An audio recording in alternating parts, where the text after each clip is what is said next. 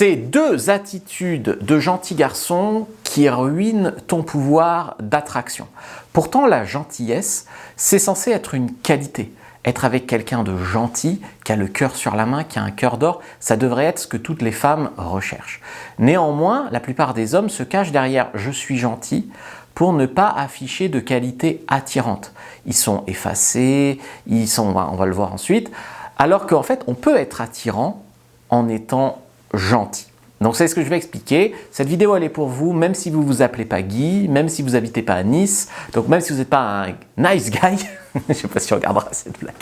Alors le premier comportement en fait qui vous détruit votre pouvoir d'attirance, c'est de ne pas oser ou de ne pas savoir s'affirmer, donner son avis, parfois la contredire. Le but en fait c'est pas de chercher à plaire à la fille à tout prix.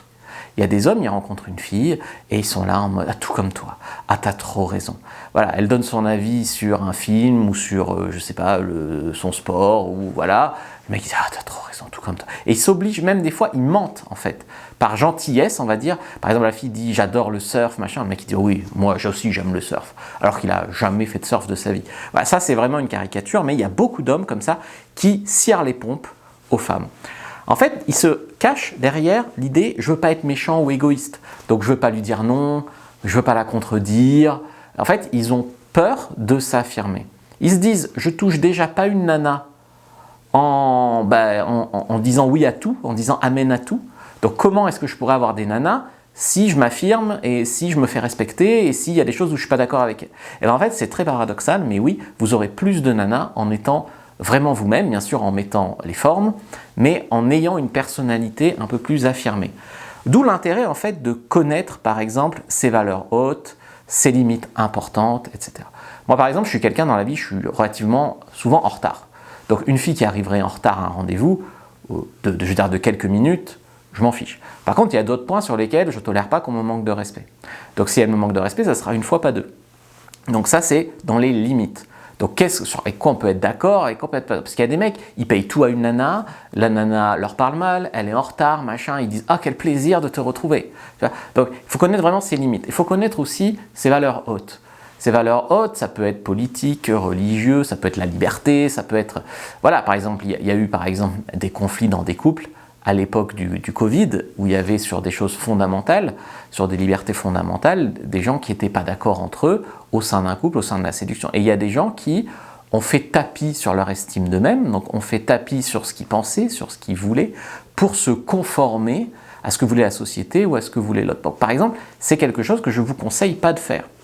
D'où l'intérêt finalement de connaître vraiment ces valeurs hautes, donc les choses auxquelles on tient vraiment, d'être plus souple sur le reste, de connaître ses limites, donc ce qui est vraiment important, d'être plus souple sur le reste. Ça ne sert à rien que moi je te dise, si elle est en retard, une fois, barre-toi par exemple. Non, c'est moi. Il faut connaître toi, tes limites, toi, tes valeurs hautes. Donc par exemple, non, je ne peux pas t'attendre 1 heure sur le bord de l'autoroute, non, je ne peux pas faire 100 km pour venir te voir alors que tu n'es même pas sûr d'être dispo plus de 5 minutes ou que tu n'es pas sûr que tu ne seras pas avec tes copines. Voilà, moi par exemple, je n'accepte pas de rendez-vous avec une fille qui me dit je dois rejoindre mes copines après, ou je serai avec une pote, ou je serai avec mon cousin. Ou… Il y a des mecs, ils acceptent. Tu vois, donc moi j'accepte que des rendez-vous dans un certain cadre. On sera que tous les deux, ou elle n'a rien de prévu après, et je lui dis écoute, sinon on remettra ça à un moment où tu seras vraiment dispo pour moi. Ça, par exemple, ça fait partie des limites. Là où tous les mecs disent « Ah bah il y aura ton frère, ta soeur, ton canard, ton meilleur ami, ton ex, ton amant, ah bah je viens quand même. » Non, c'est pas possible. Donc en fait, ce qu'il faut comprendre, c'est que si ton oui n'a pas de valeur, ton non n'aura pas de valeur non plus en fait. Donc ce qu'il faut apprendre, c'est apprendre à dire oui, apprendre à dire non. Parce que si tu dis oui à tout, ton oui, il n'a aucune valeur. Et le jour où tu dis non, elle ne comprend pas. Qu'est-ce qu'il essaie de s'affirmer lui maintenant? Donc non, ça doit être sincère. Il y a des hommes, ils regardent des vidéos. Les vidéos, c'est « dis-lui non ». Alors ça y est, ils s'en fichent d'un truc et ils disent « non ». Pourquoi tu dis non? En fait, ça ne te tient pas vraiment à cœur, donc pourquoi tu dis non? Parce que j'ai vu dans une vidéo qu'il fallait s'affirmer et dire non. Donc ce n'est pas ce que je te dis. Ce que je te dis, c'est il faut voir avec quoi toi tu es aligné ou pas aligné, quelles sont tes limites, tes standards, et au sein de ça, sur ce qui est important pour toi, te faire respecter. Effectivement, peut-être dire non. Mais dire non, ça veut dire aussi parfois que, comme tu dis non plus souvent, ton oui a plus de valeur. Si tu lui dis souvent que tu n'es pas d'accord avec elle, le jour où tu es d'accord avec elle, elle est contente. Si tu lui dis tout le temps que tu es d'accord avec elle, elle s'en fiche. voilà, finalement, tu es à la douzaine comme tous les autres. Voilà ce que je veux dire. Donc, en fait, si tu ne te respectes pas toi-même, finalement, si tu n'es pas aligné un minimum, déjà tu seras en couple avec des filles qui ne te correspondent pas, mais si tu ne te respectes pas, elle aura du mal à te respecter. Et si elle a du mal à te respecter, si elle voit en toi une serpillière, par exemple, elle aura du mal à être attirée. Donc ça, c'est fondamental, c'est ce qu'il faut comprendre. Alors pourquoi est-ce que les hommes se comportent comme ça, souvent comme des lèche-bottes? Eh bien, très souvent parce qu'ils n'ont pas assez le choix. Donc comme ils n'ont pas assez le choix, ils sacralisent le peu de choix qu'ils ont, ils veulent absolument prendre... En fait, ils jouent la défense. C'est comme une équipe de foot qui met les 11 joueurs dans la surface de réparation pour défendre. Mais cette équipe ne peut pas gagner le match. Elle a tellement peur de perdre qu'elle ne peut pas gagner. Donc c'est du mental également, hein, bien sûr. Donc ce qu'il faut faire, c'est arrêter de se sentir en infériorité par rapport à elle, arrêter de vivre dans ce manque d'options, ce manque de rencontres, arrêter de penser que vous n'êtes pas assez, que vous ne pouvez pas plaire sans mentir, sans porter un masque. Essayez de ne pas être faible, en fait, essayez de renouer avec votre énergie masculine. La validation doit venir de l'intérieur. Alors je sais que c'est un peu facile de dire ça pour moi, parce que ben voilà, ça fait 10 ans que je fais ça, j'ai eu des centaines de dates, j'ai eu des centaines de nanas. Aujourd'hui, je me prends un râteau, je ne me prends pas un râteau, ça ne change rien sur le long terme. Néanmoins, quand tu débutes et qu'une fille te dit « c'est pas comme ça qu'on fait » ou « t'es nul ben, », tu vas finir par le croire. Donc en fait, il est important que tu saches quelle est la bonne direction pour toi et t'y tenir. Moi, je drague d'une certaine façon assez directe, qui donne des très bons résultats. Néanmoins, ça arrive régulièrement qu'une fille me dise « mais c'est pas comme ça qu'on drague ». Elle me dit à moi que c'est pas comme ça qu'on drague, par exemple, tu vois. Donc, la fille, elle n'est pas en couple, elle n'est pas heureuse en amour, elle est machin, elle a peu d'expérience, mais elle m'affirme que c'est pas comme ça qu'on fait. Voilà, donc ça, c'est une sécurité intérieure que j'ai, qui vient de l'expérience, qui vient que je sais que ça marche sur les grands nombres, ça plaît pas à tout le monde, mais en tout cas, ça marche. Et bien, voilà, elle, donc non. Donc, voilà, la validation, la certitude doit venir de l'intérieur.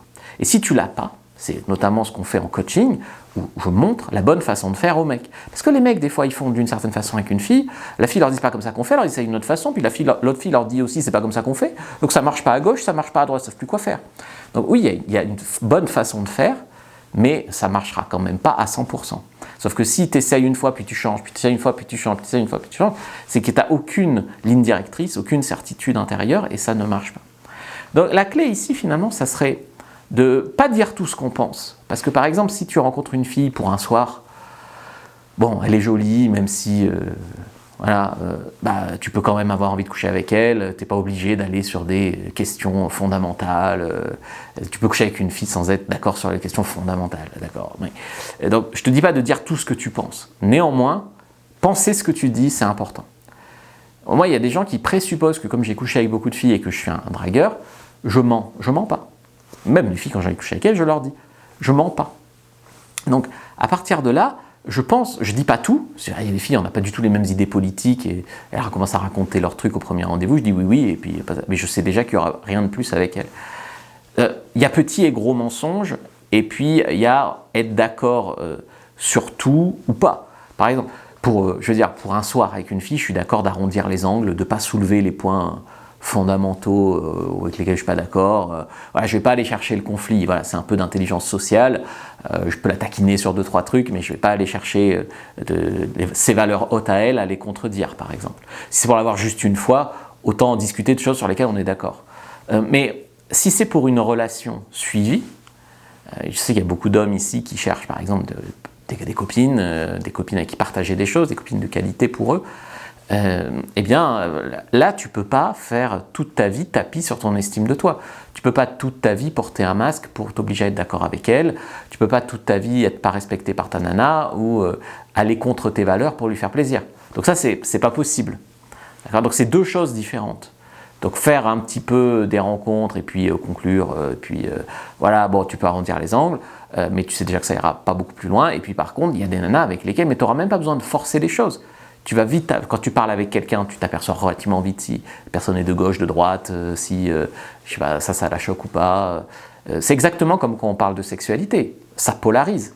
Il y a des filles qui disent « Ah ouais, t'as trop raison, moi je suis très libérée, mais les mecs ils peuvent pas le comprendre. » Et puis il y a d'autres filles qui disent « Ah non, mais t'es trop un fou, toi, jamais tu me touches avec un bâton. » Voilà, ça polarise, mais quand ça polarise, ça éloigne et ça rapproche.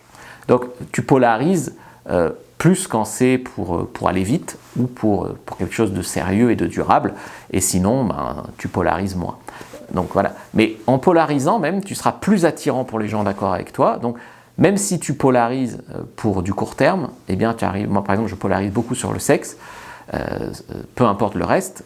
Donc ça me met déjà dans des relations sexuelles avec des femmes, donc des femmes qui sont d'accord déjà là-dessus. Donc voilà, pour coucher c'est l'essentiel. Et après on voit.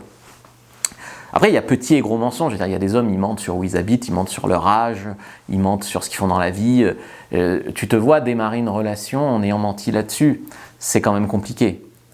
Par contre, pour un coup d'un soir, si elle a envie de croire qu'elle a couché avec un banquier, moi, je ne suis pas ta mère, je ne vais pas t'empêcher. Moi, je ne le fais pas. Moi, je dis, j'enrobe la vérité, je dis que je fais du marketing sur Internet. Je ne dis pas forcément toujours que je suis coach en séduction, mais je dis plus ou moins la vérité. Il y a des gens qui s'inventent une vie. Il faut quand même... ouais, je ne suis pas trop d'accord avec ça, mais en même temps, je ne suis pas là pour vous juger. Donc vous faites comme vous voulez si ça marche pour vous. D'ailleurs, juste avant de continuer sur la deuxième attitude qui ruine vos chances avec les femmes, je vous ai fait une fiche, les 10 traits qui rendent attirants avec les femmes. Sur ces 10 traits, il n'y en a que 2 qui sont physiques, donc ça vous en laisse 8, 80% de l'attirance, qui dépend uniquement de votre attitude, sur laquelle vous avez le contrôle. C'est notamment ce dont j'ai parlé dans ma formation « Ceux qui attirent les femmes », mais là c'est juste, si tu veux, juste un petit passage, donc je vous invite à vous procurer cette formation et aussi cette fiche gratuite, première dans la description de la vidéo, lien en commentaire épinglé. Donc la deuxième attitude qui ruine votre pouvoir d'attirance, celle-là, je pense que ça va encore choquer des gens, mais c'est également vrai, c'est se déconstruire. Alors, ça vient de la culpabilité moderne d'être un homme, en fait. Donc, ça vient du fait de ne pas s'assumer, de ne pas accepter d'être un homme, parce qu'on nous enseigne depuis très longtemps que l'homme est censé être toxique, dangereux, c'est le mal de la société, l'homme, tu vois. Donc, finalement, d'être toujours là à s'excuser pour qui tu es, d'exister, c'est notamment ce qui se passe avec l'écologie, s'excuser d'être un homme comme les autres hommes, donc ça c'est le féminisme, qui est toujours très culpabilisant envers les hommes, donc ça t'oblige en fait à critiquer les autres hommes pour t'en distancier. Par exemple, il y a beaucoup d'hommes qui prennent mes vidéos sur internet et qui m'affichent en public et qui disent « Ah mais moi je suis pas comme lui, nani nana ». Tu sais, dans l'intimité ils sont terribles hein, avec les femmes avec qui ils sont, mais en public, ils font des démonstrations de vertu comme ça, pour essayer de se distancier, pour essayer de... Donc une grosse culpabilité en eux, ils ne sont pas du tout alignés avec qui ils sont, et ils pensent que c'est ça qui va plaire aux femmes. Par exemple, il y en a qui disent « Moi, je ne suis pas comme Fabrice Julien, moi, je suis un gentleman, nanana, nanana, puis la fille est couchée avec moi. » Donc, voilà. Donc, finalement, ce qu'il faut comprendre, c'est il faut aimer les femmes, sincèrement, être bienveillant avec les femmes, travailler pour séduire, ce qui ne veut pas dire être beau ou être musclé, juste être séduisant. L'ambition aussi, l'ambition, ça ne veut pas dire que tu as réussi forcément, mais au moins tu as envie de réussir. Tout ça, c'est très séduisant, mais c'est associé de nos jours, en fait, on l'a associé, on l'a inculqué comme de la culpabilité pour l'homme moderne. Mais c'est pas le mal tout ça en fait. Et c'est aussi ce qui plaît aux femmes. Donc c'est aussi pour ça que les femmes, beaucoup disent, je trouve plus des vrais hommes. Enfin voilà, ce qu'on dit derrière vrai homme, qu'est-ce que ça veut dire? Les déconstruits détestent hein, qu'on dise ça. Mais c'est la vérité. Et tu vois, les femmes disent, moi je veux un homme comme ci, comme ça, comme ci, comme ça. Et les hommes sont là, mais moi je suis un mec bien, non, non, moi je suis bien, je suis fidèle, je suis ci, je suis ça. Et finalement, ils sont tellement peu dans leur énergie masculine que ça n'attire plus les femmes. Parce que le gros paradoxe dans la vie des femmes, c'est qu'elles sont attirées par les hommes masculins, que les hommes masculins, ils ont cette ambition, cette conquête, etc. Et c'est ça qui fait que souvent elles sont déçues de ces hommes-là. Donc elles peuvent prétendre, ah, je suis trop déçue de ces hommes-là, je veux un homme différent, mais elles ne sont pas attirées par ces autres hommes, très peu en tout cas. Donc ce que je veux dire, c'est qu'un homme qui arrive et qui dit à une fille, ouais, moi je suis un mec bien, je vais être fidèle, je vais tout te donner. Bon déjà, la plupart du temps, c'est pas sincère, d'accord? Ce qui fait qu'elle a l'impression d'être mise sur un piédestal et d'avoir rien fait pour. Mais même si c'est sincère, en fait, ça n'a aucune valeur parce que quand tu viens d'une position où la fille n'est pas spécialement attirée par toi, où tu n'as pas le choix, C'est facile d'être fidèle si tu n'as pas le choix. Je connais plein de mecs qui sont fidèles à une nana qui leur plaît pas, avec qui ils sont en couple par défaut, simplement parce qu'ils n'ont jamais réussi à se donner le choix. Donc en fait, être gentil par manque de choix, c'est pas de la vraie gentillesse. Par contre, être gentil alors que tu pourrais être moins gentil, ça, c'est de la vraie gentillesse, d'accord? Donc, il y a beaucoup de mecs qui se cachent derrière des histoires de bonté, pour cacher en fait qu'ils n'ont aucun pouvoir de séduction. Il y a des mecs qui n'ont pas touché une nana depuis 1 an, c'est parce que c'est la qualité qui m'intéresse plus que la quantité. Voilà, c'est ce genre, alors que c'est à l'envers. D'abord, tu dois avoir un pouvoir de séduction pour pouvoir dire ensuite, je fais le choix d'être fidèle ou je fais le choix d'être gentil. D'accord? Mais si tu n'as aucun pouvoir de séduction, c'est facile de se donner le beau rôle, mais tu séduiras pas beaucoup avec juste des démonstrations de vertu, que tous les hommes essayent de faire d'ailleurs généralement. Donc en fait, il faut comprendre que si tu veux avoir vraiment un pouvoir d'attraction, il faut de la présélection, donc qu'il y ait d'autres femmes à qui elle aimerait ressembler ou à qui elle pense ressembler, qui pourraient être attirées par toi, et à partir de là, ça aura de la valeur pour elle, que tu sois d'accord avec elle, d'être choisi par toi, etc. Et qu'en fait, se mettre en couple avec elle, ça soit finalement une chance pour elle. Au lieu que toi, tu dises ah, j'ai aucune nana depuis des années, il y en a une qui veut bien de moi, waouh, quelle chance. Tu vois que là, tu es dans une position d'infériorité, où tu ne pourras jamais t'affirmer et où tu seras probablement jamais respecté par ta nana. Donc ça, c'est une terrible, cruelle vérité qui touche beaucoup d'hommes, c'est la misère sexuelle et affective. Pour y remédier, je vous ai préparé une conférence en ligne, vous pouvez la prendre. Ça parle, c'est gratuit, prenez à prendre, gratuit, sans engagement. Ça s'appelle « Comment conclure avec les femmes ». Donc vous pouvez regarder, ça vous ouvrira sans doute les yeux. Puis après, si vous voulez, vous pourrez réserver un appel avec moi ou un membre de mon équipe pour faire le point sur votre situation et peut-être discuter d'un plan d'action pour voir comment on peut vous faire vivre cette vie et finalement vous réaligner un peu plus avec qui vous êtes vraiment dans l'honneur d'être un homme. Je vous dis à bientôt, c'est en toute fraternité que je vous ai dit ces vérités. C'était Fabrice Julien, abonnez-vous.